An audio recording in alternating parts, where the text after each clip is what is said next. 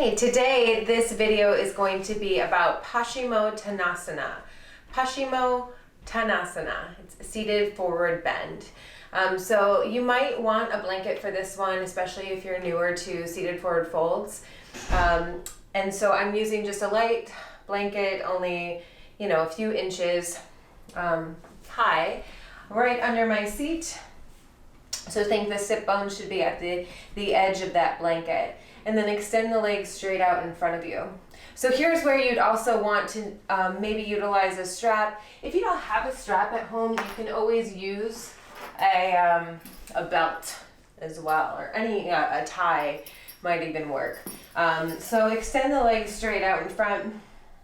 Legs are straight, feet are flexed, right? And then you take the strap, the belt, whatever you have that you can use underneath the toes, so right on the balls of the feet, the squishy part, squishy padding of your feet, right? And you would inhale, lengthen through the spine here, and then exhale, start to bend your elbows as you pull yourself forward.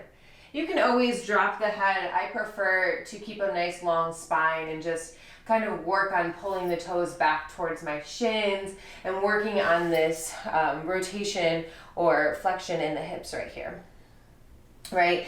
Otherwise, if you don't need a strap, you can reach for either sides of the shin. That's an option. You can reach for the outer edges of the feet, pull yourself in closer.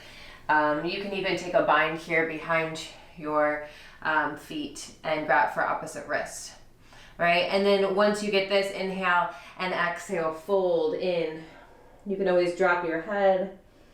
Relax the shoulders away from the ears. Pull the lower belly away from the thighs. Deepen your breath, inhaling through the nose and exhaling through the nose.